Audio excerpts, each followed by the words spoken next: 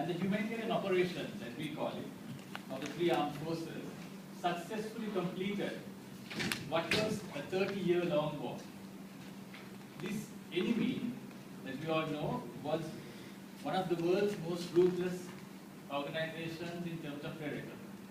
What we have depicted in the picture here is on one side a dark side to the war, and the right, on my right, is the future. And we believe that the military still will do something for us. Many of our political leaders say that the efforts of the brave and gallant soldiers have been belittled, made small, since the end of the war. They say that we have made them fishmonger, because they go out fishing and they sell their produce to us. We have made them pavement hawkers, selling vegetables to us.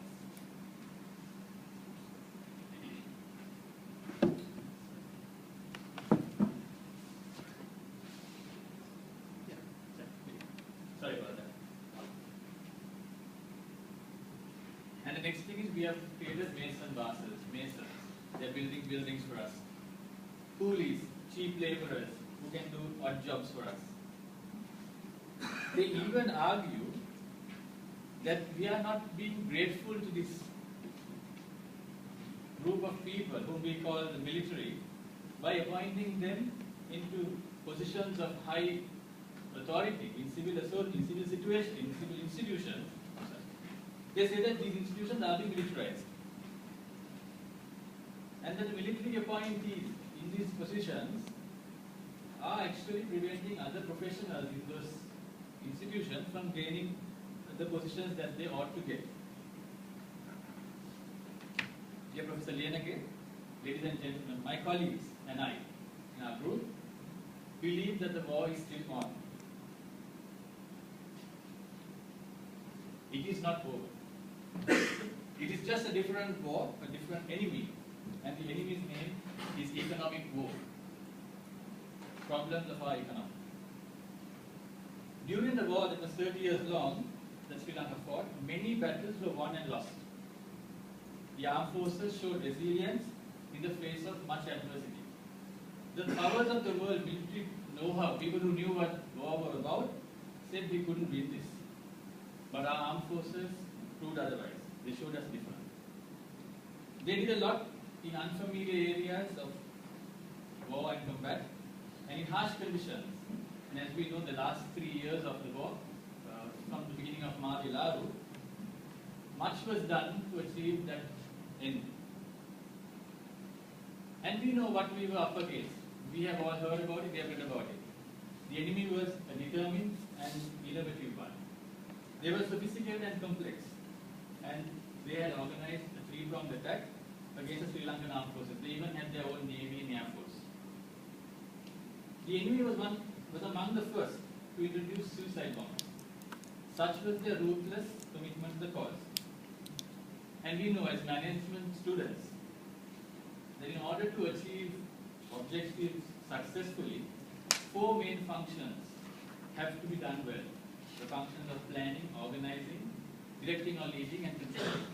And in the manner that the Sri Lankan army and armed forces fought the war, it is clear to us, and we are convinced, that a very strong management ethic prevailed.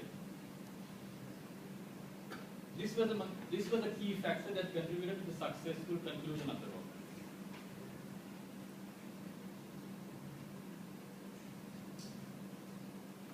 It appears that the army, the military, and the armed forces have the organizational capability to successfully carry out activities in any area that they are required to. Just like in the business world, we find a business leader who is able to lead a different set of businesses, not in the same business. We believe that the army and the military is able to and has the capacity to lead us like that. They are a cadre that has already been paid for. They are a workforce that we have already incurred costs for. And the military can be used for other purposes as well. They have skill and experience and expertise, and these skills and expertise were also gathered and learned the hard way. There were many sacrifices made, and even human sacrifices in the learning curve. When compared to the unionized workforce of the government and even the private sector, we believe that they are highly motivated and efficient workforce in sense of dedication, loyalty, and teamwork, and also the resulting synergies. Many technical competencies have been gained by the military in the course of the combat and war, and we believe that these competencies can be employed in other areas. And in our opinion, the military is one of the most important resources that is currently available to post-war Sri Lanka. And our question is, are we going to allow and let this very valuable resource idle? No, we will not. Resources are not there to use efficiently. Resources are scarce and it should be used very effectively for the betterment of the organizations, people, and overall the country. Our military forces were in the history in the war against the terrorism, and they achieved victory, and now they are supporting the war, economic war.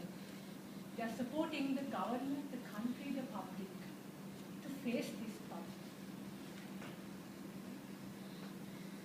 To support these activities, now they are in infrastructure development, agriculture, tourism, disaster management.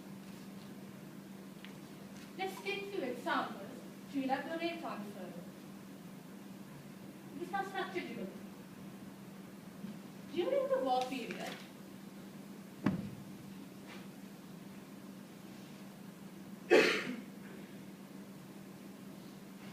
they were managing entire road structure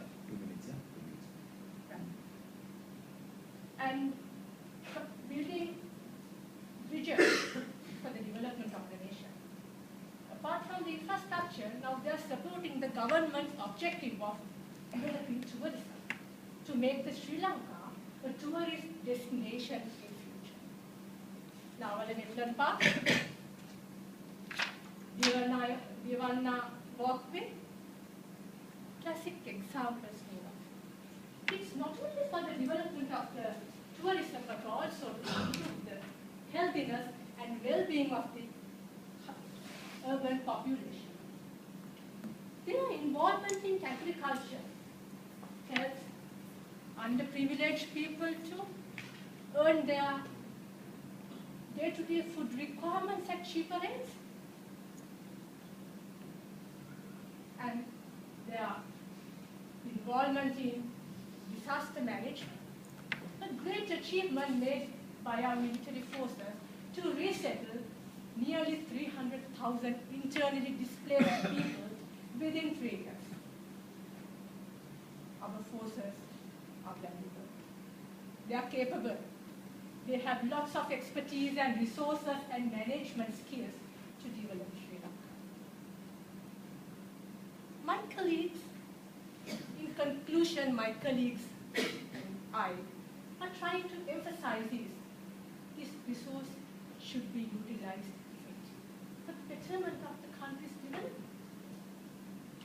They successfully completed the terrorism war. Now, the question arises, can they win the economic war? Yes, they can.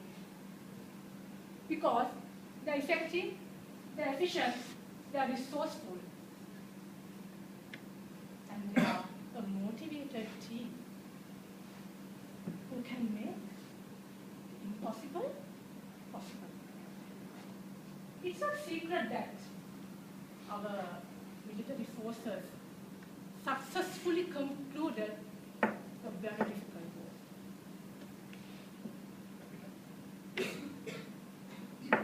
So, not only that, they have proved their efficiencies in other areas, ensuring that the expertise is not into the warfare, but in the other areas too. Dear Professor, ladies and gentlemen, we emphasize here Sri Lankan military forces skill